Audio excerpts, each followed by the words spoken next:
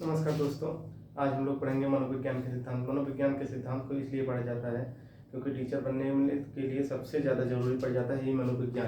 तो मनोविज्ञान के सिद्धांत को हम प्रमुख वादों में बांट सकते हैं, जिनमें से प्रमुख वाद यहाँ पे लिखे गए हैं। चलिए देख लेते हैं एक बार हम लोग सबको। ठीक है, मनोविज्ञान के सबसे पहला माना जाता है व्यवहारवाद। उसके बाद आ जाता है नव व्यवहारवाद, गेस्टाल्टवाद भी है, संज्ञानवाद है, एक है संरचनावाद और एक है प्रकार्यवाद। ठीक, इतने वाद माने गए। मुख्य रूप से 6 वाद माने गए हैं, जिनमें से ये सभी आपको लिखेंगे। व्यवहारवाद, नव व्यवहारवाद, गेस्टाल्टवाद, संज्ञानवाद, संरचनावाद, प्रकार्यवाद, इतने वाद हो गए। अब देख लेते हैं कि कौन कौन से वाद में कौन कौन से मतलब मनोविज्ञानी लोग आए थे। ठीक, देख लेते हैं। चलो व्यवहारवाद में देखते हैं।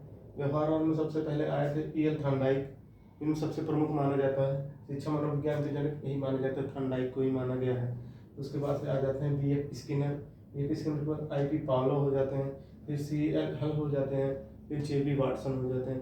व्यवहारवाद के ये प्रमुख 5 लोग माने गए हैं। ठीक, और देखिए नव व्यवहारवाद में एक है टालमैन है, गुथरी है, अल्बर्ट बंडूरा है। नव व्यवहारवाद में ये 3 लोग प्रमुख माने गए हैं। इसके बाद आगे गेस्टाल्टवाद में, गेस्टाल्टवाद के जनक मैक्स वर्दीमर है। गेस्टाल्टवाद के जनक मैक्स वर्दीमर है, कोहलर है, कोप्फा है, पुटलेविन है। ये सभी गेस्टाल्टवाद के हैं। ठीक, उसको संज्ञानवाद में, संज्ञानवाद के जनक जीन पियाजे को माना जाता है। संज्ञानवाद के प्रमुख वाद जो दिए गए हैं जीन पियाजे के द्वारा ही दिए गए हैं। तो संज्ञानवाद में जीन पियाजे हैं, लेव वाइगोस्की हैं, जेरोम ब्रूनर है। ये सभी संज्ञानवाद हैं। आगे संरचनावाद में देखिए विलियम बुंट हैं और विलियम टिचनर भी हैं। ये सभी ये दोनों विलियम संरचनावाद के हैं। ठीक, प्रकारवाद में सबसे प्रमुख माने गए विलियम जेम्स। ये थे प्रकारवाद का जनक। विलियम जेम्स को माना जाता है और विलियम जेम्स को मनोविज्ञान का जनक भी माना जाता है आज। ठीक, उसके बाद आ जाइए देख लेते हैं कि व्यवहारवाद में कौन कौन से सिद्धांत आए थे, नव व्यवहारवाद में कौन कौन से सिद्धांत आए, गेस्टाल्टवाद में कौन सिद्धांत आया। इस प्रकार से हम लोग देख लेते हैं पूरा। ठीक, व्यवहारवाद में देखिए प्रमुख सिद्धांत बना था प्रबलन या पुनर्बलन का सिद्धांत बना था। उसके बाद से प्रयास और त्रुटि का सिद्धांत बना था, संबद्धवाद का सिद्धांत बना था। उसके बाद से अनुकूलित अनुक्रिया का सिद्धांत बना था। अब देख लीजिए, प्रबलन का सिद्धांत C.L. हल ने दिया था, प्रयास और त्रुटि का सिद्धांत थॉर्नडाइक ने दिया था, संबद्धवाद का सिद्धांत भी थॉर्नडाइक ने दिया था, अनुकूलित अनुक्रिया का सिद्धांत पावलो ने दिया था। ठीक, और अब आ जाइए नव व्यवहारवाद में प्रमुख वाद माने गए हैं जिनके उनके सिद्धांत है सामाजिक अधिगम का सिद्धांत और समीपता का सिद्धांत।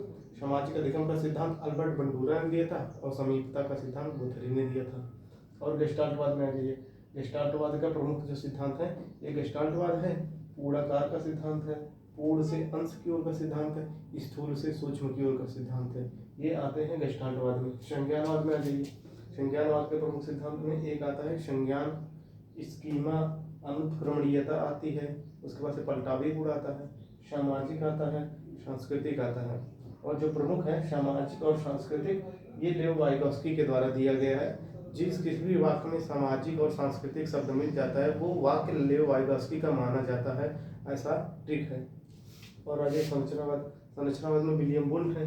विलियम बुंट के द्वारा एक बुक लिखा गया था मनोविश्लेषणवाद। ये मनोविश्लेषणवाद के जनक है विलियम बुंट। सबसे अच्छी बुक लिखा गया मनोविश्लेषण के लिए। ठीक, प्रकारवाद में है विलियम जेम्स। विलियम जेम्स को मनोविज्ञान के सिद्धांत के जनक कहा जाता है। सबसे पहले आधुनिक मनोविज्ञान के जनक विलियम जेम्स को माना जाता है मनोविज्ञान।